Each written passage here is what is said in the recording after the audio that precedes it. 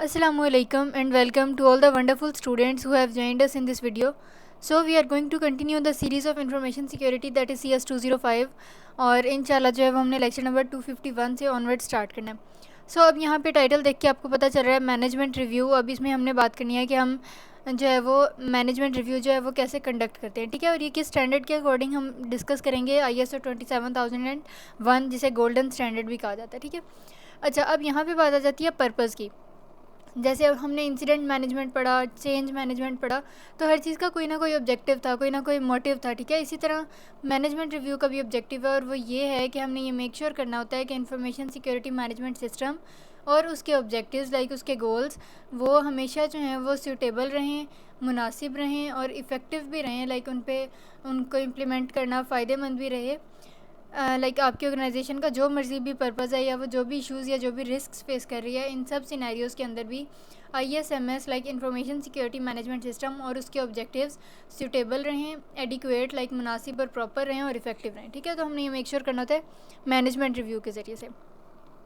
अच्छा, अब जो रिज़ल्ट्स होते हैं मैनेजमेंट रिव्यू के, इसकी वजह से कोई भी सीनियर मैनेजमेंट जो है वो क्या होती है, लाइक वेल इन्फॉर्म्ड रहती है. उसे पता होता है कि लाइक आपकी जो ऑर्गेनाइजेशन है वो कितने उसमें जा रही है, बेनिफिट में जा रही है, कितने प्रॉफिट में जा रही है, ठीक है. उसके अलावा स्ट्रेटजिक डिसीजंस जो हैं वो लिए जा सकते हैं, लाइक ऐसे डिसीजंस जो स्ट्रेटजी पे एक फुल ऑन इम्प्लीमेंटेशन पर डिपेंड कर रहे हो. और अल्टीमेटली क्या होता है कि जो स्ट्रेटजिक डिसीजंस होते हैं, अगर आपकी सीनियर मैनेजमेंट वेल इन्फॉर्म्ड है तो eight the end of the day हम जो है वो क्या कर सकते हैं, इंफॉर्मेशन सिक्योरिटी को अपनी ऑर्गेनाइजेशन में बहुत ज़्यादा इफ़ेक्टिव वे में इनकॉर्पोरेट कर सकते हैं. सो जब हम मैनेजमेंट रिव्यू की बात करते हैं तो द क्वेश्चन इज़ कि आपने क्या क्या चीज़ें यहाँ पे कवर करनी है, व्हाट शुड बी कवर्ड. तो आपने पहले ये देखना है कि अब से पहले लाइक अब जो हम मैनेजमेंट रिव्यू कैरी आउट करने जा रहे हैं उससे पहले जो लाइक प्रीवियस जो मैनेजमेंट रिव्यूज़ थी उनका क्या स्टेटस है एक्शन का, कि वो कंप्लीट हो गई सक्सेसफुली या वो फेल हो गई या वो डिले हैं या अंडर प्रोग्रेस हैं, ठीक है. फिर उसके बाद आपने देखना है कि लाइक आपके इंटरनल और आपके एक्सटर्नल इश्यूज़ में कौन कौन से ऐसे चेंजेस आ रहे हैं जो आपके ISMS से रिलेटेड हैं. फिर आपने फीडबैक की बात करनी है, लाइक फीडबैक को कवर करना है. फीडबैक में आपके पास ट्रेंड्स आ जाते हैं नॉन कन्फॉर्मिटीज़ के, नॉन कंप्लाइंस के, जो रूल्स एंड रेगुलेशंस के अगेंस्ट कोई चीज़ हो रही होती है और अल्टीमेटली हम उसके लिए कोई ना कोई करेक्टिव एक्शन भी लेते हैं, ठीक है. Then you have monitoring and measurement results, ये सारा भी फीडबैक में आ जाता है. ऑडिटिंग आ जाती है और उसके अलावा इंफॉर्मेशन सिक्योरिटी के जो भी ऑब्जेक्टिव्स हैं उनकी फुलफिलमेंट, लाइक उनको जो है वो अपने अकम्प्लिश करना है, कंप्लीट करना है. फिर आ जाता है फीडबैक फ्रॉम इंटरेस्टेड पार्टीज़. अब ये इंटरेस्टेड पार्टीज़ जो हैं वो आपके स्टेक होल्डर्स भी हो सकते हैं, बिजनेस के पार्टनर्स भी हो सकते हैं, शेयर होल्डर्स, ठीक है. उसके अलावा फिर आपने क्या कवर करना है, आपने रिस्क असेसमेंट के रिजल्ट्स, रिस्क ट्रीटमेंट प्लान का स्टेटस, फिर आपने लाइक वो वाली सारी अपॉर्चुनिटीज़ कवर करनी है जो किसी भी ऑर्गेनाइजेशन के सिक्योरिटी पोस्चर की कंटिन्यूस इंप्रूवमेंट के लिए ज़रूरी होती हैं, ठीक है. अब यहाँ पे हो गया कि ये जो मैनेजमेंट रिव्यू है उसने क्या क्या कवर करना है, हमें ये तो पता चल गया. नाउ द क्वेश्चन इज़ कि इसको अटेंड किसे करना चाहिए. So for the ISMS to be an effective in an organisation it needs senior management commitment, जैसे हमने पढ़ा था. Like tone at the top, जिसे हम एग्जेक्टिव मैनेजमेंट कह रहे होते हैं, उसकी रिस्पॉन्सिबिलिटी होती है कि वो वेल वे में कमिटमेंट भी शो करे.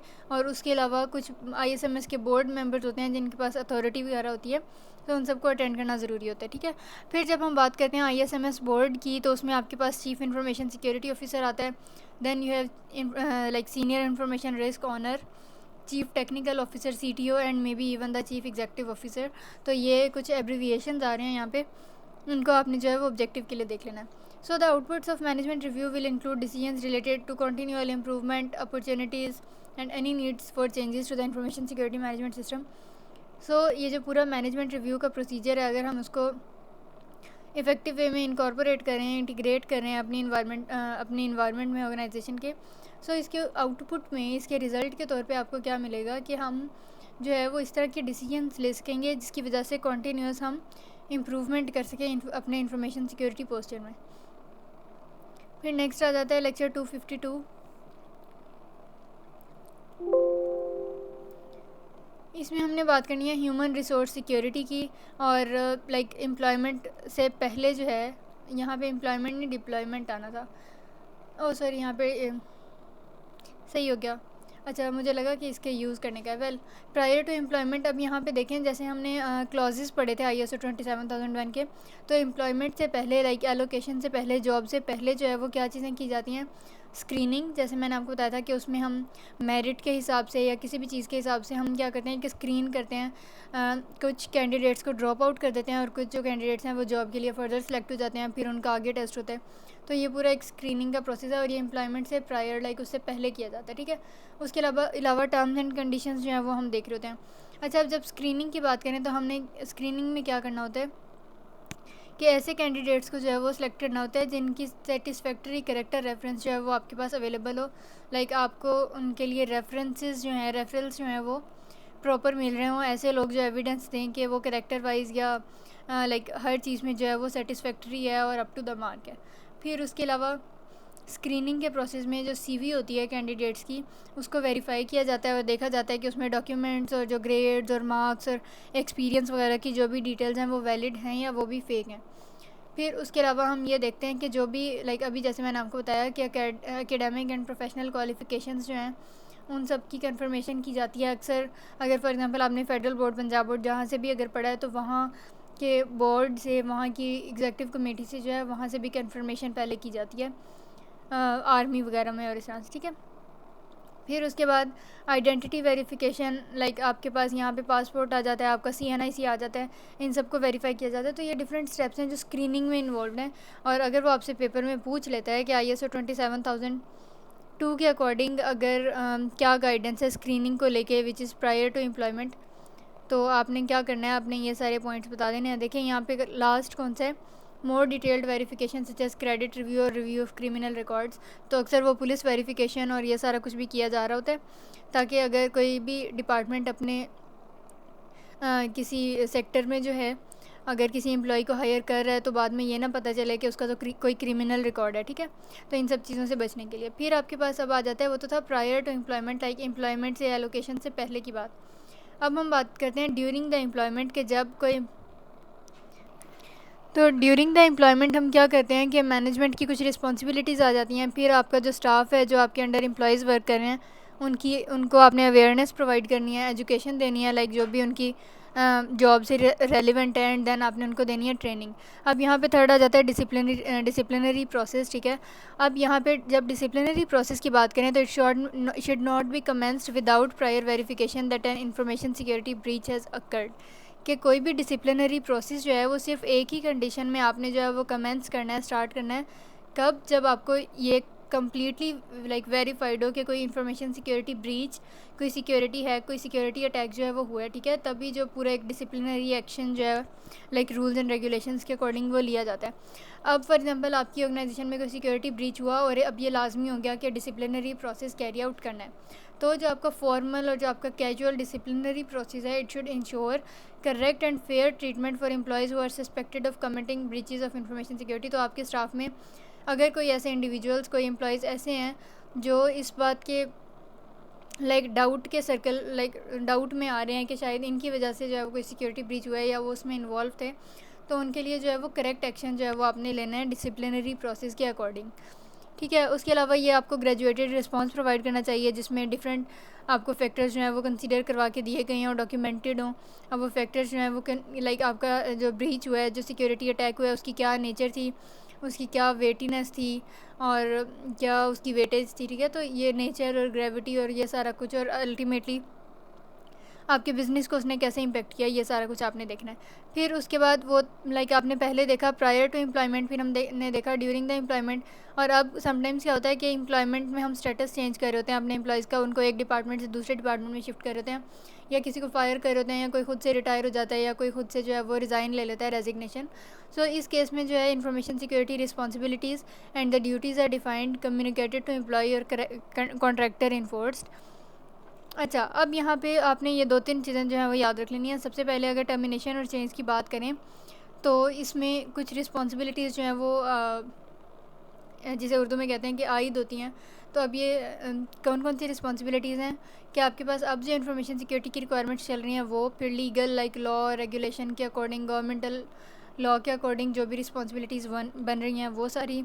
उसके अलावा कॉन्फिडेंशियलिटी एग्रीमेंट, अगर कोई रेजिग्नेशन दे रहा है तो उससे टर्म्स एंड कंडीशंस आपने साइन करवाने हैं, ठीक है। तो मतलब कॉन्ट्रैक्टर और एम्प्लॉयर और एम्प्लॉई दोनों के दरमियान में ये जो भी टर्म्स एंड कंडीशंस और जो एग्रीमेंट्स होते हैं वो सारे टर्मिनेशन या चेंज पे के टाइम पे हो रहे होते हैं और उन्हें at the end of the day confidential रहना चाहिए. So as you can see human resource security has quite a bit of detail. कि ये काफ़ी लेंथी टॉपिक था. So ISO 27002 provides useful guidance and elaborates the ISO 27001 controls. So if you do remember कि ISO 27001 में हमने वो जो 4 to 10 mandatory clause देखे थे वो जेनेरिक थे, लेकिन ISO 27002 जो है वो आपको ज़्यादा डिटेल्स और ज़्यादा निटी ग्रिटी जो है वो आप. अच्छा, अब यहाँ पे आपके पास आ जाता है टेक्नोलॉजी गवर्नेंस फ्रेमवर्क. अच्छा, अब यहाँ पे SBP आपके पास है, स्टेट बैंक ऑफ पाकिस्तान, ठीक है.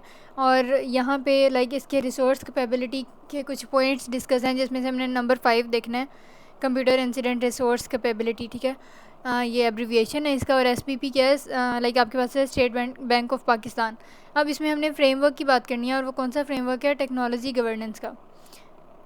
अच्छा, अब इस फ्रेमवर्क में आपके पास हैं 6 मेन कंपोनेंट. सबसे पहले आ जाती है IT governance in financial institutions. Then you have information security, IT service delivery and operations management, IT audit program, acquisition and implementation of IT system, disaster recovery and business continuity. इन सबको जो है इनके points को आपने एक दो बार read out कर लेना है, तो अगर ये पेपर में आ जाता है. यहाँ पे अब जैसे देखिए, डिज़ास्टर रिकवरी में business continuity and disaster recovery framework, disaster recovery. इसी तरह IT service delivery and operations management में आपके पास डेटा सेंटर है, हेल्प डेस्क है, पैच मैनेजमेंट है. तो इन सारे टर्म्स को जो है वो हम अलग अलग से देख चुके हैं, आपने बस इनको एक बार रीड कर लेना है. अच्छा, अब ये जो गवर्नेंस फ्रेमवर्क है टेक्नोलॉजी का, स्टेट बैंक ऑफ पाकिस्तान के इस क्लॉज के या इस रूल के अकॉर्डिंग, इसकी क्या ऑब्जेक्टिव है, इसका क्या मेन मोटिव है कि ये जो फ्रेमवर्क है वो आपके रेगुलेटरी इन्वायरमेंट को, लाइक आपके बैंक का या आपकी उस पूरे इंस्टीट्यूट के इन्वायरमेंट को इस काबिल बनाना है कि वो रिस्क्स को जो है वो मैनेज कर सके. अब वो रिस्क्स जो हैं वो एक्विजिशन से रिलेटेड भी हो सकते हैं, कि हम किसी टेक्नोलॉजी को, किसी रिसोर्स को ऑन कर रहे हैं, उस एक्वायर कर रहे हैं, उससे रिलेटेड भी हो सकते हैं आपके पास रिस्क. डेवलपमेंट फेज़ से रिलेटेड, या अगर आपने कोई टूल इंटीग्रेट किया अपने ऑर्गेनाइजेशन में तो उसको डिप्लॉय करने से रिलेटेड हो सकते हैं, या अगर आपने कोई टेक्नोलॉजी यूज़ की है. सो ये जो ऑब्जेक्टिव्स हैं इस फ्रेमवर्क के, या ओवरऑल ये जो फ्रेमवर्क है आपके पास टेक्नोलॉजी गवर्नेंस का, ये स्टेट बैंक ऑफ पाकिस्तान के लिए एक बेस लाइन रिक्वायरमेंट के तौर पे काम करेगा, ठीक है. और उसके अलावा उसके अंडर जो भी फिर फाइनेंशियल इंस्टीट्यूशंस आ रहे हैं वो सब जो हैं वो इसको बेस लाइन जो है वो एक बेसिक कह लेंगे बॉर्डर लाइन कंसिडर करेंगे, ठीक है. अब आ जाता है कि financial institutions shall upgrade their systems, controls and procedures. कि अब जो भी फाइनेंशियल इंस्टीट्यूशंस हैं वो इस फ्रेमवर्क के अकॉर्डिंग जो है वो अपने सारे प्रोसीजर्स वगैरह को जो है वो अपग्रेड करेंगे, अप टू डेट रखेंगे. और इसका अल्टीमेट आपके पास गोल क्या होगा कि हम क्या कर सकें, कि हम कंप्लाइंस को इंश्योर कर सकें. और कंप्लाइंस क्या होती है कि रूल्स एंड रेगुलेशंस के अकॉर्डिंग अगर हम कोई चीज़ जो है वो इम्प्लीमेंट कर रहे हैं तो उसे हम कहते हैं कि वेल कंप्लाइंट है, ठीक है. और यहाँ पे अब लेटेस्ट वेरिएंट की आपने डेट याद रखनी है, that is 30th of June 2018. फिर उसके अलावा जो फाइनेंशियल इंस्टीट्यूशंस हैं वो गैप एनालिसिस कैरी आउट करेंगे इसी फ्रेमवर्क को यूज़ करके, ठीक है. और गैप एनालिसिस में वो ये देखेंगे कि अब उनका करंट स्टेटस क्या है और वो फ्रेमवर्क क्या है. फिर वो दोनों की डिफरेंस शीट निकालेंगे और वो ये बेटर वे में एनालाइज़ कर सकेंगे कि कहाँ पे कोई डिस्क्रिपेंसी रहती है. उसके अलावा एक टाइम बाउंड एक्शन प्लान जो है वो ड्रॉ किया जा सकेगा. टाइम बाउंड एक्शन प्लान का ये मतलब है कि कोई ऐसा प्लान जिसमें डिफरेंट एक्टिविटीज़ लिस्टेड हों और वो टाइम बाउंड हो, लाइक उसकी डेडलाइंस भी हों साथ के, ये एक्टिविटी आपकी ऑर्गेनाइजेशन में इतने टाइम तक हो जानी चाहिए, ये इतने टाइम तक हो जानी चाहिए, दिस एंड दैट. अब ओवरव्यू की बात करें तो ये आपके पास ये जो कंट्रोल है पूरा विच इज़ नंबर 5, इसमें जो इंस्ट्रक्शंस मेंशन्ड हैं वो आपके फाइनेंशियल इंस्टीट्यूशंस में जो इन्वायरमेंट है उसको रिएक्टिव और प्रोएक्टिव, उनको लाइक उनकी जो नेचर है और जो उनकी स्ट्रेंथ और इफ़ेक्टिवनेस है उनको इन्हांस करने के लिए जो है वो मेन उनका फोकस रहता है, ठीक है. उसके अलावा यहाँ पे डिफरेंट डायमेंशंस, डिफरेंट एस्पेक्ट्स जो हैं वो कवर हो रहे होते हैं टेक्नोलॉजी के, जिनमें आपके पास इंफॉर्मेशन सिक्योरिटी आ जाती है, टेक्नोलॉजी ऑपरेशंस आ जाते हैं, audit, business continuity, project management, performance management और इसी तरह की और कुछ डोमेन्स. इसी तरह हम यहाँ पे देखें कि जो फाइनेंशियल इंस्टीट्यूशंस हैं ये अगेन सारा पेज 5 के अकॉर्डिंग हो रहा है, ठीक है. तो अब जो फाइनेंशियल इंस्टीट्यूशंस हैं अब लिखा हुआ है कि भाई it shall adopt an integrated risk management approach, कि आपने रिस्क मैनेजमेंट को अगर एनालाइज करना है और उसको इनकॉर्पोरेट करना है अपनी ऑर्गेनाइजेशन के कल्चर में, तो आपने जो है वो उसको एक प्रॉपर इंटीग्रेटेड अप्रोच को फॉलो करना है। और उसमें आपके पास हमने पढ़ा था कि आपने पहले रिस्क को आइडेंटिफाई करना है, फिर उसको मेजर करना है, मॉनिटर करना है, एंड एट द एंड आपने उसको कंट्रोल करना है। ठीक है, तो अब ये जो फ्रेमवर्क है टेक्नोलॉजी गवर्नेंस फ्रेमवर्क, इसमें 6 डोमेन्स हैं और उनकी आगे 35 सब डोमेन्स हैं। और ओवरऑल अगर हम देखें तो ये जो फ्रेमवर्क है वो डिफरेंट कह लें कि फ्रेमवर्क्स का कॉम्बिनेशन है। एक फ्रेमवर्क, ये जो टेक्नोलॉजी गवर्नेंस फ्रेमवर्क है स्टेट बैंक ऑफ पाकिस्तान का, ये डिफरेंट फ्रेमवर्क्स का फर्दर कॉम्बिनेशन है। और वो कौन कौन से फ्रेमवर्क्स हैं वो कॉबिट 5 है, इंफॉर्मेशन टेक्नोलॉजी इंफ्रास्ट्रक्चर लाइब्रेरी है, और ISMS है। ISMS क्या होता है? Information security management system. फिर अब इसको इम्प्लीमेंट कैसे करते हैं, इसमें काफ़ी सारी चीज़ें आ जाती हैं। सबसे पहले आपने गैप एनालिसिस कैरी आउट करना है, then you have to do documentation, and at the very end you have to do the implementation. ठीक है, अब आ जाता है लेक्चर नंबर 254। इसमें देखें हमने बात करनी है साइबर सिक्योरिटी मैच्योरिटी मैट्रिक्स। ये एब्रीविएशन आपने MCQ के पॉइंट ऑफ व्यू से कर लेना है, CSMM। अब ये क्या है? Cyber security maturity matrix.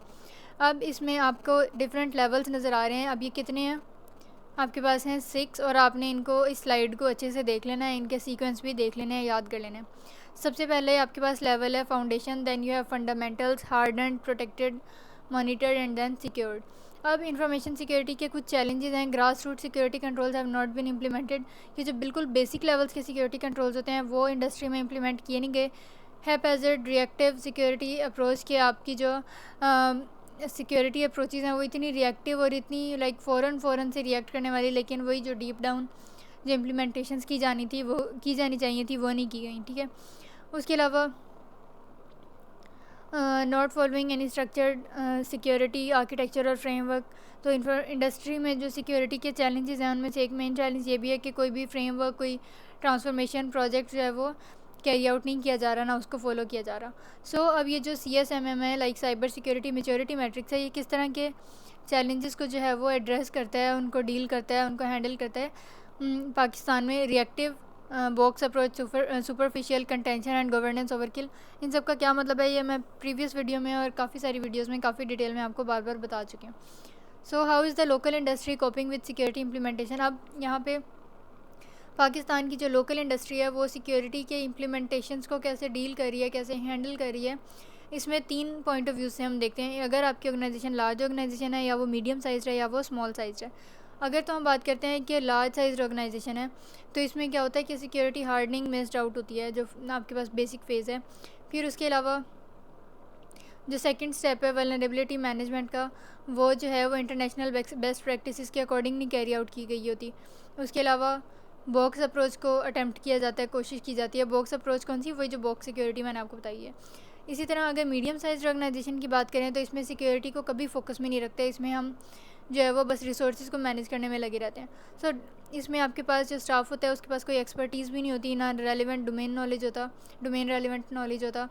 उसके अलावा IT नेटवर्क्स जो हैं वो लार्ज ऑर्गेनाइजेशंस की तरह बहुत ज़्यादा इनसिक्योर होते हैं, उनको सिक्योरिटी हार्डनिंग नहीं दी गई होती। उसके अलावा वल्नरेबिलिटी मैनेजमेंट और हार्डनिंग भी मिसिंग होते हैं। तो पेपर में इस तरह से आ जाता है कि भाई लाइक आपने बताने हैं इश्यूज़ मीडियम साइज ऑर्गेनाइजेशंस के, या आपने बताने हैं इश्यूज़ स्मॉल साइज ऑर्गेनाइजेशंस के, या आपने बताने हैं इश्यूज़ किसके? लार्ज साइज ऑर्गेनाइजेशंस के। तो ये सारा कुछ जो है वो आपने अच्छे से एक बार देख लेना है। सही हो गया? अच्छा, अब स्मॉलर ऑर्गेनाइजेशंस की अगर हम बात करें तो इसमें देखें मोस्टली हैव पायरेटेड सॉफ्टवेयर के जो ऑथेंटिकेटेड और सर्टिफाइड सॉफ्टवेयर होता है वो नहीं इंस्टॉल्ड होता स्मॉलर ऑर्गेनाइजेशंस में। उसके अलावा एक्टिव डायरेक्टरीज़ नहीं होती, कोई एंटीवायरसेस नहीं इंस्टॉल्ड होते, तो ज़्यादा वल्नरेबिलिटीज़ अराइज हो जाती हैं।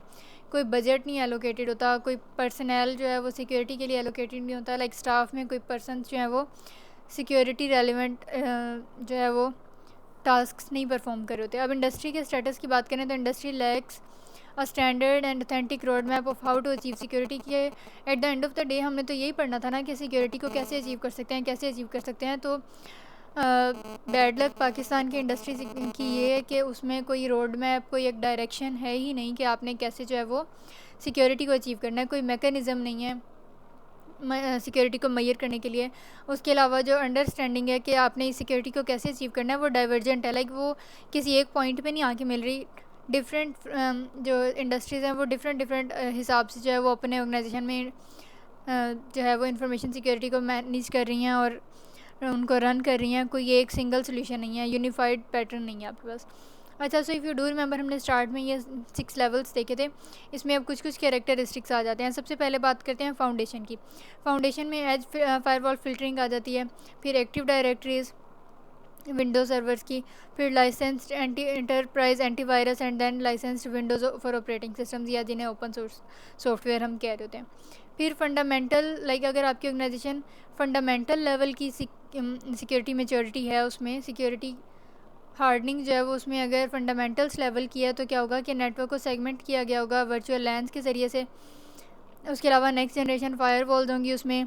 उसके अलावा लाइक एटलीस्ट जो है वो क्वार्टरली बेसिस पे आफ्टर एवरी 3 मंथ्स जो है वो VM साइकिल कैरी आउट किया जाएगा, और उसमें लाइसेंस जो है वो open source vulnerability management tool होगा। अगर वो हार्डेंड लेवल की मेच्योर है आपकी ऑर्गेनाइजेशन, तो उसमें ये software security hardening program enabled होगा, नेक्स्ट जनरेशन फायरवॉल होगी फिल्टरिंग के साथ, फिर CIS बेंचमार्क्स होंगे, और मंथली बेसिस पे, लाइक यहाँ पे तो देखें 3 मंथ्स के बाद हो रहा था स्कैन वगैरह। और इसके ऊपर वाला जो मेच्योरिटी लेवल है, ये जो हार्डनिंग है, उसमें 3 मंथ्स नहीं बल्कि कम से कम हर महीने जो है वो vulnerability management cycle carry out किया जाएगा। तो ये ज़्यादा मेच्योर हुई है ना, ज़्यादा सिक्योरिटी प्रोवाइड कर रही है। फिर आ जाता है प्रोटेक्टेड में CIS के जो टॉप 20 कंट्रोल्स हैं उनको फॉलो किया जाएगा। सोर्स कोड होगा रिव्यू के लिए, एक्सटर्नल इंटरनल पेनिट्रेशन टेस्टिंग जिसे हम एथिकल हैकिंग कहते हैं वो की जाएगी, और मज़े की बात है कि इसमें ISMS सर्टिफिकेशन भी आ जाएगी, ठीक है। तो ये एक गुड पॉइंट है। फिर मॉनिटरिंग में अगर हम बात करें या मॉनिटर्ड लेवल की, अगर आपकी ऑर्गेनाइजेशन मेच्योर है, तो उसमें security information event management solutions होंगे, DLP सोल्यूशंस होंगे, इंक्रिप्शन होगी, और सिक्योरिटी ऑपरेशन सेंटर्स होंगे। तो ये आपने चीज़ें याद रख लेनी है, ये समझी तो हुए हैं हमने, लाइक अब ये DLP ISMS वर्चुअल लैन्स कैसे वो करते हैं, एज फायरवॉल्स, नेक्स्ट जनरेशन, ये सारा कुछ हम मिड टर्म्स में भी बहुत ज़्यादा बार देख चुके हैं। सो अब यहाँ पे आपने सिंपल इनको रीड करके इनको लर्न कर लेना है, याद कर लेना है। ये कुछ चीज़ें याद ही करने वाली हैं, लेकिन समझ के याद करना है, don't go for cramming. Well, अब आपके पास लास्ट लेवल मेच्योरिटी का आ जाता है सिक्योर्ड। इसमें रेड टीम पेनिट्रेशन टेस्टिंग होती है। अगेन मैं आपको बहुत बार बता चुकी हूँ कि रेड टीम पेनिट्रेशन टेस्टिंग क्या होती है। फिर सिक्योरिटी ऑर्केस्ट्रेशन मीन्स अरेंजमेंट, फिर automation and incident response, then you have threat protection and threat simulation. So ये सारी चीज़ें जो हैं वो कैरेक्टरिस्टिक्स आ जाती हैं सिक्योर्ड लेवल की। नाउ द क्वेश्चन इज़ कि जो साइबर सिक्योरिटी मेच्योरिटी मैट्रिक्स है, ये हेल्प आउट आपको कैसे करता है। ये आपको एक प्रोएक्टिव, लाइक बहुत ज़्यादा एफिशिएंट और इफेक्टिव स्ट्रक्चर्ड सिक्वेंशियल मॉडल दे रहा होता है सिक्योरिटी को इम्प्लीमेंट करने के लिए। इसमें हम मॉडल को इजीली सर्टिफिकेशन वगैरह से सर्टिफाई कर सकते हैं, वैलिडेट कर सकते हैं। फिर उसके अलावा यहाँ पे एक बोर्ड है CSCB, which particularly stands for cyber security certification board. ये क्या करता है, ये डिफरेंट ऑर्गेनाइजेशंस के सिक्योरिटी स्टेटस को सर्टिफाई करता है, और ये मेक श्योर करता है या ये एक्नॉलेज करवाता है कि कौन सी ऑर्गेनाइजेशन किस लेवल की जो है वो किस लेवल पे है मेच्योरिटी के रिलेटेड टू इंफॉर्मेशन सिक्योरिटी। अब फर्स्ट लेयर की बात करते हैं, which is the foundational layer. अब इसमें देखें ये डिफरेंट पॉइंट हैं जो अभी हम पढ़ के आए हैं। सबसे पहले हम बात करते हैं, ये देखें यहाँ पे जो पहला पॉइंट है लाइसेंस्ड विंडोज़। तो लाइसेंस्ड विंडोज़ और ओपन सोर्स में क्या है कि इसमें आपके पास अगर आपकी ऑर्गेनाइजेशन लेयर 1 ऑफ मेच्योरिटी पे है रिलेटेड टू इन्फॉर्मेशन सिक्योरिटी, तो उसकी जो विंडोज़ हैं वो लाइसेंस्ड होंगी, जैसे अब MS ऑफिस और ये मतलब जो विंडोज़ हम नॉर्मल यूज़ कर रहे होते हैं ऑपरेटिंग सिस्टम। उसके अलावा उबंटू ओपन सोर्स, ये आपके पास लिनक्स ऑपरेटिंग सिस्टम आ जाता है। फिर उसके अलावा और भी बहुत सारे ओपन सोर्स ऑल्टरनेटिव्स हैं जो हम अपने ओपन लाइक ऑपरेटिंग सिस्टम के लिए यूज़ कर सकते हैं। फिर उसके अलावा अगर आपकी ऑर्गेनाइजेशन लेयर 1 पे है इस मेच्योरिटी के, साइबर सिक्योरिटी मेच्योरिटी के, तो क्या होगा कि उसमें IT सेटअप की बेसिक रिक्वायरमेंट्स जो हैं वो फुलफिल्ड होंगी। फिर जो एक ड्रॉबैक आ गया कि इसमें सॉफ्टवेयर जो है वो पायरेटेड होगा, और उसमें मेलवेयर्स भी जो है वो मौजूद होंगे। इसीलिए कहते हैं कि एंटी मेलवेयर आपने जो है वो इंस्टॉल करके रखना होता है। अच्छा, फिर सेकंड इसकी कैरेक्टरिस्टिक आ गई या फीचर आ गया कि लाइसेंस्ड एंटरप्राइज एंटीवायरस। तो आमतौर पे क्या होता है कि यूज़र्स जो हैं उनके पास आमतौर पे उनका जो अपडेटेड एंटीवायरस होता है वो नहीं मौजूद होता, और उसके अलावा उन्हें कोई विजिबिलिटी डैशबोर्ड के कोई ऐसा डैशबोर्ड, जैसे हमने कल पढ़ा था कि हम कोई ऐसा डैशबोर्ड जिस पे मेन आपके पास सारी प्रोज एंड कॉन्स और सारा पता चल रहा हो कि हाँ इतने प्रोजेक्ट्स रहते हैं, इतने पोस्टपोन होंगे, ये सारा कुछ, और सेंट्रल मैनेजमेंट रिक्वायर्ड होती है। उसके अलावा कंसिस्टेंट मैनेजमेंट चाहिए होती है, और उसके अलावा एक इसका लॉस ये होता है या इसका एक नेगेटिव पॉइंट ये है कि बहुत सारे जो एंटीवायरस एजेंट्स हैं they are out of synchronisation with the update server, कि सर्वर अपडेट होता रहता है लेकिन जो आपका क्लाइंट लेवल पे, क्लाइंट एंड पे जो कंप्यूटर है या जो भी सिस्टम है, बीट अ लैपटॉप और मोबाइल और एनी सॉर्ट ऑफ डिवाइस, वो सिंक्रोनाइज्ड नहीं होती सर्वर के साथ। तो क्या होता है कि सर्वर में कोई चेंज हो रहा होता है तो वो उसमें नहीं हो पाता। फिर एक्टिव डायरेक्टरीज़ की बात करते हैं तो एक्टिव डायरेक्टरीज जो हैं वो लाइक अकाउंट मैनेजमेंट को रेगुलेट करने के लिए भी ज़रूरी हैं और उसके अलावा सिक्योरिटी कंट्रोल्स को इम्प्लीमेंट करने के लिए भी। फिर एज फायरवॉल्स की बात करें तो फर्स्ट लाइन ऑफ डिफेंस के तौर पे काम करती हैं, और फर्स्ट, सेकंड और थर्ड लाइन ऑफ डिफेंस क्या होती है ये मैं आपको डिफरेंट एग्जांपल्स देके समझा चुकी हूँ। फिर फ़िल्टरिंग की बात आ जाती है, इसमें हमने फ़िल्टर करना है इनकमिंग और आउटगोइंग ट्रैफिक को। देन यू हैव DMZ क्या होता है, demilitarised zone. And then you have policy enforcement के आपकी ऑर्गेनाइजेशन जिस भी पॉलिसी, जिस भी रूल्स एंड रेगुलेशंस को फॉलो कर रही है उसके वेल कंप्लाइंट होना चाहिए। अच्छा, फिर सेकंड लेयर आ जाती है विच इज़ फंडामेंटल्स। इसमें देखें ये डिफरेंट चीज़ें हैं। सबसे पहले आपके पास आ जाता है लाइसेंस्ड, और यही जो है ना इन्हीं के आगे हम डिटेल पढ़ रहे हैं। तो पहले है लाइसेंस्ड या open source vulnerability management tool. तो जब फंडामेंटल्स लेयर पे आपकी ऑर्गेनाइजेशन है साइबर सिक्योरिटी मैच्योरिटी मॉडल के अकॉर्डिंग, तो उसमें पैच मैनेजमेंट या जो वल्नरेबिलिटी मैनेजमेंट है, जो सेकंड लेयर है आपके मॉडल की, वो जो है वो फाउंडेशनल लेयरिंग के बेसिक लेयर है। और इसमें हम different open source tools use करते हैं लाइक OpenVS, ठीक है। कुछ लाइसेंस्ड हैं लाइक कॉलेज, नेसस, Rapid7, तो ये आपने MCQ और शॉर्ट के लिए याद कर लेना है।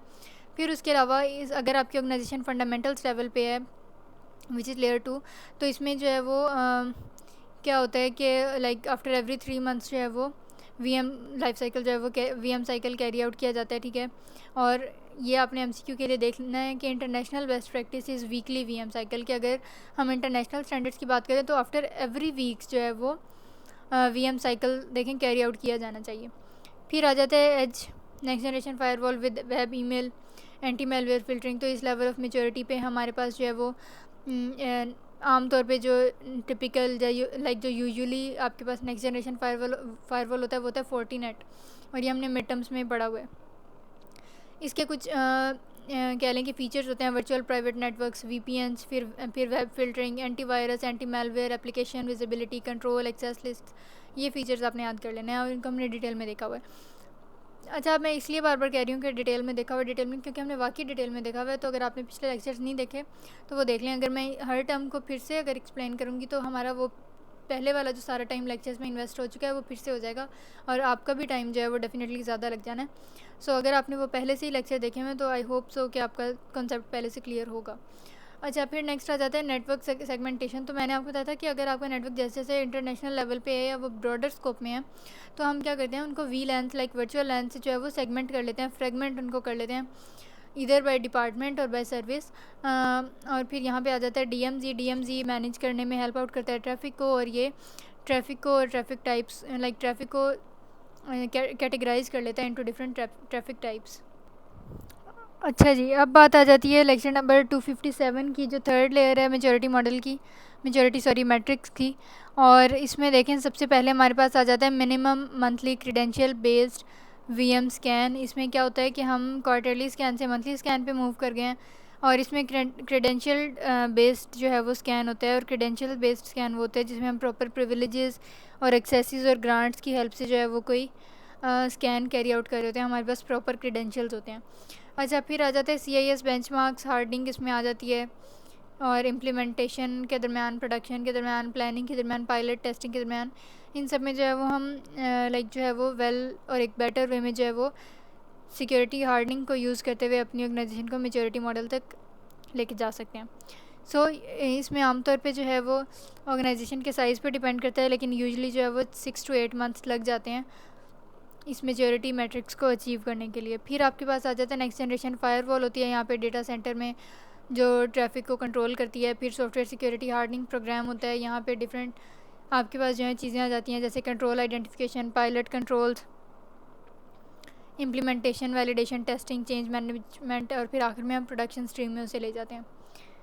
अच्छा, अब यहाँ पे लेवल 4 आ जाता है या लेयर 4 आ जाती है मेजॉरिटी मैट्रिक्स की, और यह है प्रोटेक्टेड। अब प्रोटेक्टेड में देखें सबसे पहले टॉप 20 कंट्रोल्स, जिसमें से हमने कहा था कि कुछ कंट्रोल्स जो हैं वो सबसे ज़्यादा बेसिक होते हैं, फिर क्रिटिकलिटी के हिसाब से जो है वो हम उनको कैटेगराइज करते हैं। तो अगर आपकी ऑर्गेनाइजेशन अपने मेजॉरिटी लाइक साइबर सिक्योरिटी के मेजॉरिटी मैट्रिक्स में लेयर 4 पे है तो उसमें ये CIS टॉप 20 कंट्रोल्स जो हैं वो as an excellent set of security controls जो हैं वो इम्प्लीमेंट किए जाएंगे।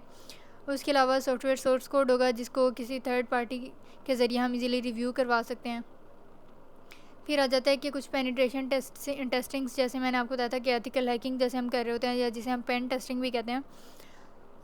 तो ये सारा कुछ जो है वो हम VM प्रोग्राम, लाइक आपका जो वल्नरेबिलिटी मैनेजमेंट प्रोग्राम है, अगर वो एक बार मेन स्ट्रीम में आ जाता है, फंक्शनल हो जाता है और सिक्योरिटी हार्डनिंग भी हो जाती है, तो उसके बाद जो है वो हम ये पेन टेस्टिंग जो है वो कैरी आउट करते हैं। फिर आ जाता है ISO सर्टिफिकेशन। ये गोल्ड स्टैंडर्ड है, जो मैं बार बार रिपीट करती हूँ कि गोल्डन स्टैंडर्ड है इंफॉर्मेशन सिक्योरिटी गवर्नेंस का। और उसके अलावा हम क्या करते हैं कि वल्नरेबिलिटी मैनेजमेंट और सिक्योरिटी हार्डनिंग के बाद इस IMS सर्टिफिकेशन के लिए अपनी ऑर्गेनाइजेशन को गियर अप करते हैं। So here you have layer 5 which is basically monitored. यहाँ पे अब देखें, सबसे पहले आ जाता है security information and event management solution for security events detection. अब मैंने मिड टर्म्स में आपको बताया था कि सिक्योरिटी इंफॉर्मेशन इवेंट मैनेजमेंट में जब ये सोल्यूशन अगर आपकी ऑर्गेनाइजेशन ने अपने सिक्योरिटी कल्चर में एम्बेड किया हुआ है, तो उसकी वजह से हम लॉग कलेक्शन कर सकते हैं। अब लॉग्स मतलब इवेंट्स, किस चीज़ के इवेंट्स, आपके सिक्योरिटी एक्टिविटीज़ जो हैं वो उनका एक रिकॉर्ड बना सकते हैं। डैशबोर्ड रिपोर्टिंग उसमें हो सकती है, एनालिसिस हम बहुत अच्छा कर सकते हैं, और कोरिलेशन के डिफरेंट एक्टिविटीज़ आपस में कैसे अरेंज्ड हैं, कैसे इनकॉर्पोरेटेड हैं, और वो आपस में एक दूसरे के साथ कैसे रिलेशन इस लेवल ऑफ मेच्योरिटी पे है। फिर इसके अलावा यहाँ पे कुछ security information and event management solutions हैं। और अगेन ये हमने एक स्लाइड देखी थी, इफ़ यू डू रिमेंबर, तो उसमें ये टाइप्स थी: LogRhythm, IBM QRadar, Splunk and Elasticsearch. ये different types and different tools हैं security information event management solution के। अब आ जाता है DLP like data loss prevention. इससे क्या होता है कि हमें पता होता है कि जो आपके एम्प्लॉयज़ हैं वो अगर बाहर की किसी क्लाइंट को, बाहर की किसी पार्टी को डेटा अपनी ऑर्गेनाइजेशन से सेंड कर रहे हैं, तो उन्हें पता होना चाहिए कि उन्होंने किस तरह डेटा को सिक्योर करना है, कौन से डेटा को एक्सेस देनी है बाहर वालों को, किसको नहीं देनी, दिस एंड दैट। यहाँ पे अब नेटवर्क DLPs होते हैं और कुछ सिस्टम DLPs होते हैं, और ये आमतौर पे डेटा के लीकेज को और उसकी एक्सफिल्ट्रेशन को, के फ़िल्टर से ही बाहर निकल के चले जाना टू द थर्ड पार्टीज़, उन सबको प्रिवेंट करते हैं। इसीलिए they are coined as DLP which is data loss prevention, कि आपने डेटा को लॉस से बचाना होता है। फिर आ जाता है क्रिटिकल डेटा इंक्रिप्शन। डेटा को अगर हम इंक्रिप्शन प्रोवाइड करते हैं तो हम अपने इंटेलेक्चुअल प्रॉपर्टी राइट्स और कॉन्फिडेंशियल इन्फॉर्मेशन को प्रोटेक्ट कर सकते हैं, कॉन्फिडेंशियलिटी और इंटेग्रिटी मेंटेन रख सकते हैं। इंटेग्रिटी होती है कि सेंडर ने जो डेटा सेंड किया है एज इट इज़ जो है वो रिसीवर तक पहुंच जाए, ठीक है। इसकी कुछ टाइप्स हैं, लाइक लैपटॉप की जो आपके पास हाई डेफिनेशन जो है वो HDD जो हम कहते हैं कि ज़्यादा आपके पास कह लें कि बेटर वे में अगर आपके पास डिस्प्ले स्क्रीन है या रेजोल्यूशन है, वो सारा कुछ। और उसके अलावा रिमूवेबल मीडिया, और रिमूवेबल मीडिया का हमने ये पढ़ा था कि आपके पास जो USBs या इस तरह की कॉम्पैक्ट डिस्क्स होती हैं वो हमने मेक श्योर करना होता है कि हम कम से कम यूज़ करें ताकि आपका डेटा जो है वो इनक्रिप्टेड रह सके। फिर आपके पास आ जाता है SOC इम्प्लीमेंटेशन। तो जब पहली 4 layers like security transformation model की नहीं, साइबर सिक्योरिटी मैच्योरिटी मैट्रिक्स की, तो जब ये पहली 4 लेयर्स जो हैं वो एक बार इम्प्लीमेंट हो जाती हैं, तो फिर अब टाइम होता है कि आपने सिक्योरिटी ऑपरेशंस को जो है वो इम्प्लीमेंट करना है। इसमें डिफरेंट टूल्स आ जाते हैं related to people, process and technology, जो एक ट्रायड था इफ़ यू डू रिमेंबर। फिर यहाँ से जैसे हम NOC किसी जगह से अगर आप रिज़ाइन करते हैं या कहीं से कोई डिग्री पूरी होती है और हमने नेक्स्ट इंस्टीट्यूट में एडमिशन लेना होता है, तो आपको पता होगा कि हम NOC जो है वो इशू करवाते हैं। तो ये क्या होता है, नो ऑब्जेक्शन सर्टिफिकेशन या सर्टिफिकेट।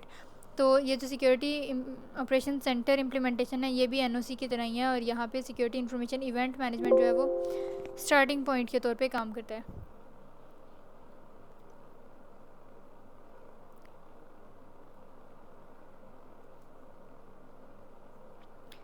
अच्छा जी, अब 6th लेयर आ गई विच इज़ सिक्योर्ड, और ये आपके पास देखें यहाँ पे लास्ट लेयर है। इसमें सबसे पहले आ जाता है थ्रेट सिमुलेशन।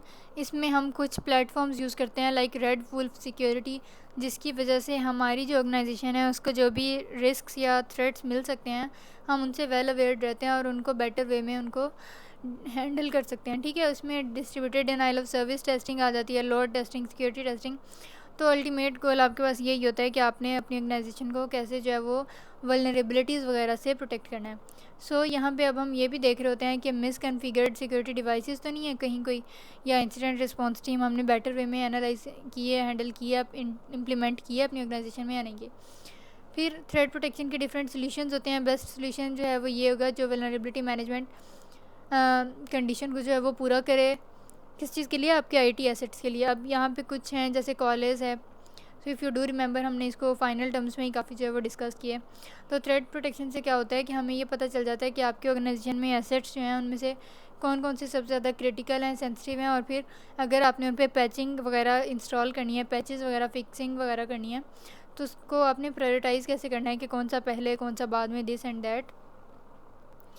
फिर हमारे पास आ जाता है कि college threat protection live threat intelligence feed, ये जो एक पूरा है आपके पास फीचर, ये आपको बताता है कि वल्नरेबिलिटी के हिसाब से कौन सी जो लेटेस्ट डिस्क्लोजर्स हैं कि लेटेस्ट थ्रेट्स जो हैं वो कौन से हैं, और आपने अपनी ऑर्गेनाइजेशन को कैसे टेस्टिंग वगैरह से गुजार के उसको मज़ीद से मज़ीद सिक्योर करना है। फिर सिक्योरिटी और कैस्टरेशन होती है, जैसे मैंने आपको बताया कि सिक्योरिटी को आपने अरेंज कैसे करना है, ऑटोमेटेड कैसे करना है, और इंसिडेंट्स को कैसे रिस्पॉन्ड करना है, ये सारा कुछ हम उसमें देखते हैं। From triaging and investing alerts to collaboration and remediation between team members, cyber response takes your security operation team to the next level।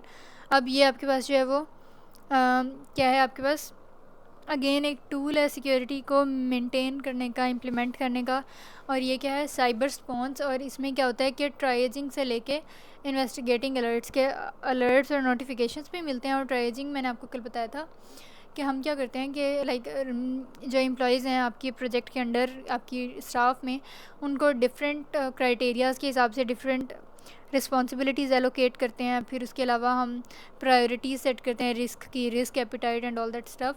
सो ये सारा कुछ हम इस लेयर 6 में कर रहे हैं अगर आपकी ऑर्गेनाइजेशन इस लेयर ऑफ मेच्योरिटी मैट्रिक्स पे मौजूद है। So last but not the least, red team penetration testing. So as I already told you कि आपके पास एक होती है रेड टीम और एक होती है ब्लू टीम, और ये दोनों मिलके आपके ऑर्गेनाइजेशन के डिफेंस लाइन को ज़्यादा से ज़्यादा स्ट्रॉन्ग करती हैं। उसके अलावा ये कॉन्टीन्यूसली जो है वो सिक्योरिटी डिफेंस में होल्स फाइंड करती हैं, और फिर बाद में इससे पहले कि हैकर्स उनको एक्सप्लॉइट करें, वो खुद से उनको एक्सपोज करके उनको रेमीडिएट भी कर देती हैं।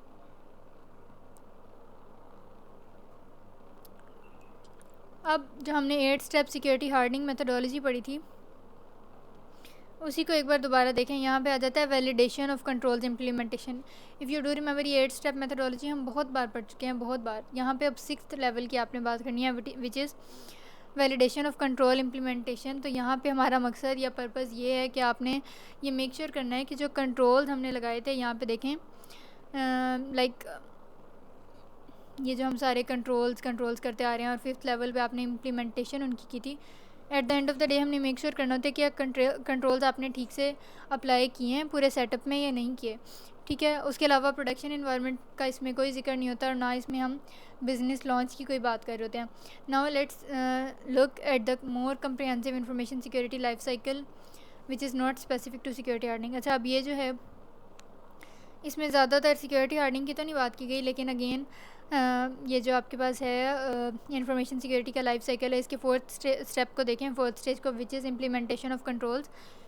इस पूरे information security life cycle chart में हम पहले जो है वो प्रोडक्शन इन्वायरमेंट से गुजर चुके हैं।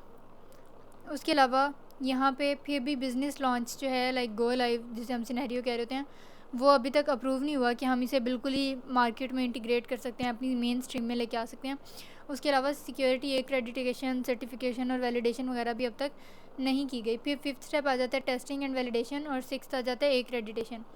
सो ये इंफॉर्मेशन सिक्योरिटी लाइफ साइकिल के स्टेप नंबर या स्टेज नंबर हैं 5 एंड 6। इसमें हम प्रोडक्शन इन्वायरमेंट की भी बात करते हैं, ठीक हो गया। उसके अलावा यहाँ पे अब देखें कि एक्रेडिटेशन और मॉनिटरिंग, इन सबसे पहले जो है वो यहाँ पे एक स्टेप होना चाहिए था, और ये कौन सा है, फॉर्मल बिज़नेस लॉन्च और गो लाइव, कि हम लाइक मेन स्ट्रीम में, लाइक मेन अपने मेन बिज़नेस में उसको लॉन्च कर रहे हैं, उसको स्टार्ट कर रहे हैं, इनाग्रेट उसको कर रहे हैं या नहीं कर रहे। अब वो कह रहे हैं कि फॉर्मल बिज़नेस लॉन्च और go live only takes place after information security team accredits that the new application or service is secure। कि मेन स्ट्रीम में आपका कोई भी आईटी एसेट या कोई भी टूल तभी लाइव जाता है, तभी मेन स्ट्रीम में लॉन्च करता है जब एक बार एक्रेडिटेशन और सर्टिफिकेशन हो जाए प्रॉपर कि भाई ये जो नई एप्लीकेशन या नई सर्विस जो आपके सिस्टम में आपकी स्ट्रीम में जाने लगी है वो सिक्योर है। ठीक है, तो इसे कहते हैं कि बिज़नेस लॉन्च किया आपने, उसको मेन स्ट्रीम में कब इंजेक्ट करना है। फिर इसकी कुछ डिपेंडेंसीज़ हैं like unified access management, unified, let me check, UAT,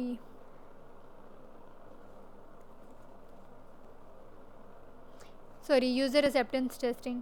सो एब्रीविएशंस अक्सर कभी कर जाते हैं कंफ्यूज, सो डू रिमेंबर कि जो मेन एब्रीविएशंस हैं उनको आपने भी देख लेना है। वेल, अब ये था यूज़र एक्सेप्टेंस टेस्टिंग। अच्छा, अब जो आपकी बिज़नेस लॉन्च या गो लाइव की फंक्शनैलिटी है आपके पूरे लाइफ साइकिल में, वो डिफरेंट चीज़ों पर डिपेंड करती है कि यूज़र जो हैं वो उस नई चीज़ को एक्सेप्ट कर रहे हैं अपने सिस्टम्स में, या बग टेस्टिंग उसकी इनेबल्ड है या नहीं। फिर उसके अलावा फैसिलिटीज़ जो हैं वो कितनी उनकी रेडीनेस है, या वो कितनी इजीली अपने इन्वायरमेंट में उसको इंटीग्रेट कर सकते हैं। फिर उसके अलावा sales and marketing, launch ceremony, then you have partner readiness की जो भी स्टेक या शेयर होल्डर्स हैं। उसके अलावा ऑर्गेनाइजेशन की जो सर्विसेज हैं वो खुद कितनी रेडी हैं इस सब चीज़ के लिए। अच्छा, फिर let's look have the following steps in more detail and granularity. अब हमने इन 3 चीज़ों की बात करनी है, वैलिडेशन, टेस्टिंग और एक्रेडिटेशन की।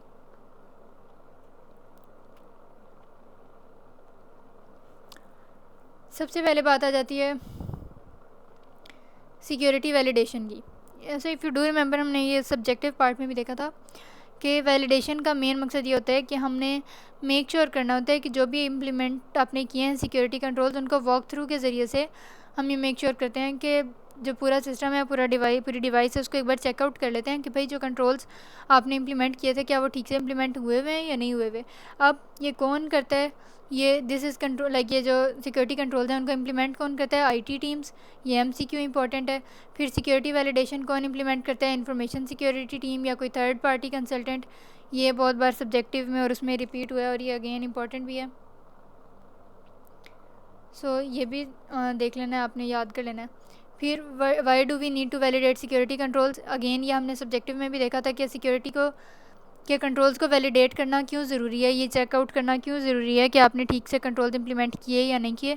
इसकी डिफरेंट रीजंस हैं। आपने देखना होता है कि कंट्रोल्स कम्प्लीटली इम्प्लीमेंटेड है या नहीं, करेक्टली इम्प्लीमेंटेड है या नहीं, और एक ओवरऑल आपको एश्योरेंस मिल जाती है, एश्योरेंस एंड देन रीअश्योरेंस। ठीक है, कंप्लीटनेस की जब हम बात करते हैं तो आमतौर पे हंड्रेड्स ऑफ कंट्रोल्स ऐसे होते हैं जिनको इम्प्लीमेंटेशन की ज़रूरत होती है। सो इसमें कुछ लाइक जेन्युइन कोई ओमिशंस भी हो सकती हैं बाय टेक्निकल टीम मेंबर्स के। कुछ टीम मेंबर्स ऐसे हो सकते हैं जिन्होंने इन हज़ारों और इतने सारे कंट्रोल्स में से कुछ जो है वो कोई लॉजिक सोच के जो है वो ओमिट किए हों, कैंसिल किए हों, कंट्रोल्स इंप्लीमेंट ना किए हों। तो आपने एक चेक एंड बैलेंस उनका रखना है, और हो सकता है कुछ मिस्टेक्स भी की गई हों कंट्रोल्स को इंप्लीमेंट करते हुए। तो इसलिए सिक्योरिटी वैलिडेशन में कंप्लीटनेस वगैरह देखना हमारा एक मेन मोटिव होता है। फिर बात आ जाती है कि आपने करेक्टनेस चेक करनी है कंट्रोल्स की। क्यों? क्योंकि जो आपकी टीम्स हैं उनकी जो टेक्निकल कैपेबिलिटीज़ हैं, उनकी जो सलाहियतें हैं वो वेरी कर सकती हैं, डिफ़र कर सकती हैं। इसी तरह जो टीम्स के अंदर टीम मेंबर्स हैं उनकी टेक्निकल कैपेबिलिटीज़ डिफरेंट हो सकती हैं। कोई टेक्निकल इशू हो सकता है जिसको ठीक से डील ना किया गया हो, तो इसलिए हमने करेक्टनेस चेक करनी होती है। और कंट्रोल्स की और करेक्टनेस चेक करने के लिए हमें सिक्योरिटी वैलिडेशन इम्प्लीमेंट करना ज़रूरी है। और ओवरऑल इम्प्लीमेंटेशन की बात करें तो आईटी टीम जो है अक्सर उसके पास सफिशिएंट रिसोर्सेज नहीं होते कि वो 100% कंप्लीटनेस और करेक्टनेस को इंश्योर कर सके। तो फिर हमने क्या करना होता है, एक हेल्दी टीम रिलेशनशिप को जो है वो मेक श्योर करना होता है। उसके अलावा इसको मेकर चेकर प्रिंसिपल भी रेफ़र कर सकते हैं, कह सकते हैं इसको। लाइक ये जो मेकर चेकर प्रिंसिपल है वो ये है कि कुछ जो कंट्रोल्स हैं आपके पास they have been designated as not applicable or not possible and the reasons and justification needs to be reviewed। कि समटाइम्स क्या होता है कि हम अपने पॉलिसी में, अपने सिक्योरिटी कल्चर में ये मेक तो कर देते हैं, लाइक ये डिक्लेयर तो कर देते हैं कि भाई इस कंट्रोल की ज़रूरत नहीं है, या ये एप्लीकेबल नहीं है, अप्लाई नहीं होता, या ये पॉसिबल ही नहीं है। लेकिन द थिंग इज़ कि आपको अपने एंड पे ये ज़रूर चेक करना है as a information security officer. आपने खुद ज़रूर वैलिडेट करना है कि आया अगर किसी कंट्रोल को नॉट एप्लीकेबल या नॉट पॉसिबल डिक्लेयर किया गया है तो क्या उसके पीछे कोई जेन्युइन लॉजिक है भी या नहीं है। फिर आपने ओवरऑल एश्योरेंस में ये देखना होता है कि सिग्निफिकेंट रिसोर्सेज एलोकेट किए गए हैं, और अगर कोई कंट्रोल मिस हुआ है तो क्या उसकी वजह से सिक्योरिटी कल्चर पे तो नहीं कोई नेगेटिव इफेक्ट आ रहा। और इसी तरह uncovered at the time of hack और अटैक के कोई कंट्रोल हम अपनी तरफ से तो मिस करके रखें और सोचें कि भाई दूसरे टीम मेंबर ने कह दिया है कि ये नॉट एप्लीकेबल है या नॉट पॉसिबल है, लेकिन बाद में पता चले कि उसकी वजह से जो है वो हैक हो गया, कोई सिक्योरिटी अटैक हो गया। तो आपने क्या करना है कि उस टाइम से पहले पहले जो है वो आपने अच्छे से रिव्यू कर लेना है, ओवरऑल सिक्योरिटी वैलिडेशन कर लेनी है। उसके अलावा यहाँ पे टीम मेंबर्स जो होते हैं उनकी एबिलिटी, इंटेग्रिटी और उनकी डिलीजेंस, उनका जो उनका हार्डवर्क वगैरह, ये सारा कुछ है वो इंपॉर्टेंट एलिमेंट्स होते हैं अगर आपने सक्सेसफुली कोई इंफॉर्मेशन सिक्योरिटी मॉडल जो है वो एग्जीक्यूट करवाना है। ठीक है। अच्छा, अगर हम डिबेट कर रहे हैं, एक होता है आर्ग्यू और डिबेट, और इस तरह के जो डिफरेंट टर्म्स हैं। डिबेट जो है वो कोई पॉजिटिव डिबेट भी हो सकती है कि हम, या आर्ग्यूमेंट जो होते हैं, जो बहस होती है वो एक पॉजिटिव भी होती है अगर आपने किसी पॉजिटिव वे में और पॉजिटिव पॉइंट पे किया। ठीक है। तो अगर हम टेक्निकल डिबेट हेल्दी वे में करें और क्रॉस चेक्स हर चीज़ को बार बार से चेकआउट करें, तो इससे आपके प्रोग्राम पे पॉजिटिव आउटकम्स आपको मिलेंगे। सही हो गया। फिर इंफॉर्मेशन सिक्योरिटी टीम और the ISMC is take task with the overall responsibility of success of program. और फिर उसके अलावा कोई भी अगर डिस्क्रिपेंसी अगर आपको बाद में मिलती है, बाद में आपके सिस्टम में पता लगती है, तो उसकी वजह से क्या होता है, it falls clearly under the responsibility of information security और ISMC। कि अगर एक तो था कि नॉर्मल आप कोई procedure 4 step verification carry out कर रहे हैं और उसमें कोई डिस्क्रिपेंसी हुई तो वो बंदा ठीक से साथ कर लेता है, लेकिन अगर बाद में कोई डिस्क्रिपेंसी नज़र आई, कोई सिक्योरिटी होल मिला, तो वो डबल रिस्पॉन्सिबिलिटी पड़ जाती है किसकी, इंफॉर्मेशन सिक्योरिटी मैनेजमेंट कमेटी की। तो इसलिए सिक्योरिटी वैलिडेशन जो है वो एक बहुत इसेंशियल एक्टिविटी है अगर आपने अपनी एनवायरनमेंट को हेल्दी और प्रोफेशनल कमिटमेंट जो है वो इनेबल करनी है, और इसके अलावा 100% अगर आपने अपने कंट्रोल्स को करेक्टली और कम्प्लीटली इम्प्लीमेंट करना है तो।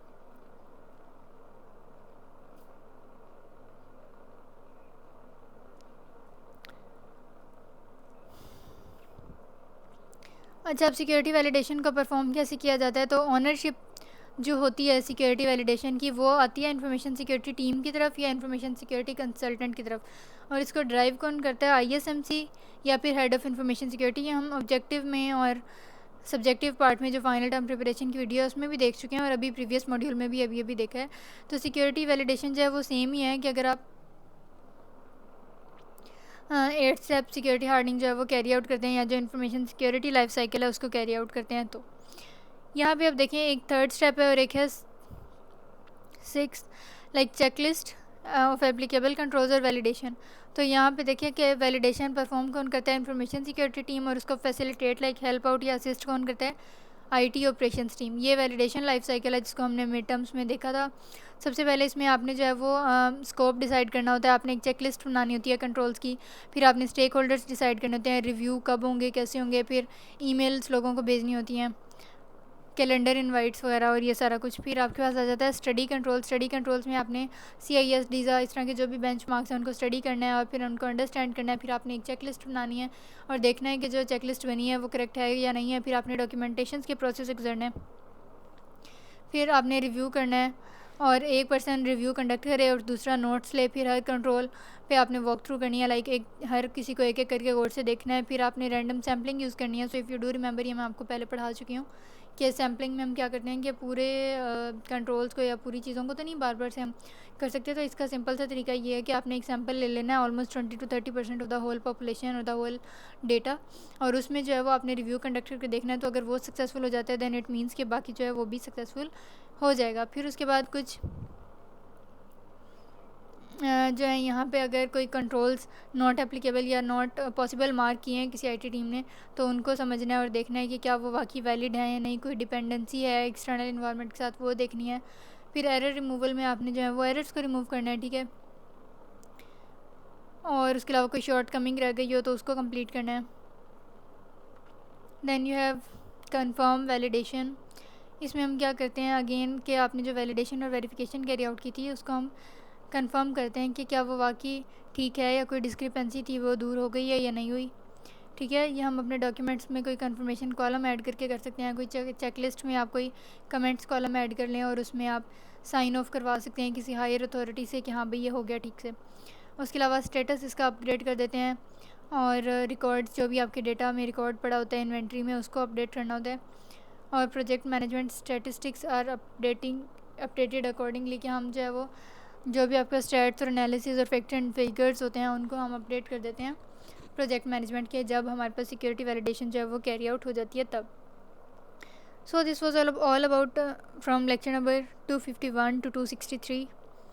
अगर इसमें कोई भी क्यूरी या कन्फ्यूजन हो so you can always drop a comment, and if you are new to this channel then don't forget to subscribe and hit the bell icon as well.